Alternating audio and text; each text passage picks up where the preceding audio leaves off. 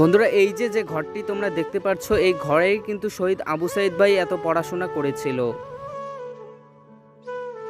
বন্ধুরা আবারও আমরা চলে আসলাম বাবুলপুরে সেই শহীদ আবু সাইদ ভাইয়ের বাসায়। শুনতে পাচ্ছি তার যে ঘরটি যে নির্মাণ করা হচ্ছে সেই ঘরে তো শহীদ আবু সাইদ ভাই উঠতে পারেনি, তো সেই ঘরটির কাজ চলতেছে।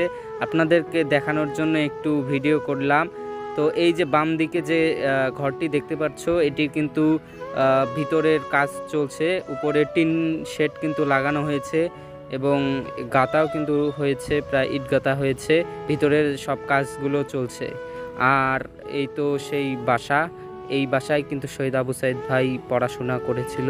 তো আমরা একটু ভিতরে যাই, ভিতরের পরিবেশ আপনাদেরকে একটু দেখাই যে মানুষ চাইলে কত কিছুই না করতে পারে। যে কোনো জায়গা থেকে আপনারা পড়াশোনা বা যে কোনো কাজ যে কোনো পরিবার থেকেই আপনারা করে উঠতে পারেন। তো এই হচ্ছে সেই বাড়ির অবস্থা। এই জায়গায় দেখতে পারলাম যে সিসি ক্যামেরা দ্বারা নিয়ন্ত্রণ করা হচ্ছে।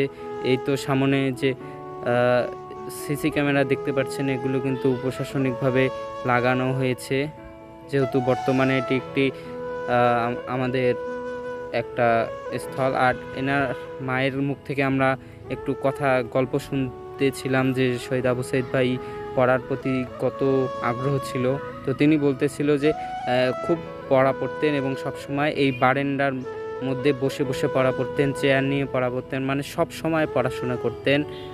এটি কিন্তু এনার মা আমাদেরকে বলতেছিল।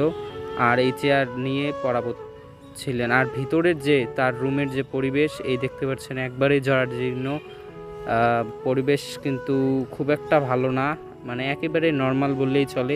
এখান থেকেই পড়াশোনা করে কিন্তু অনেক দূর গিয়েছিলেন। তো এই ছিল গাইস আজকের ভিডিও।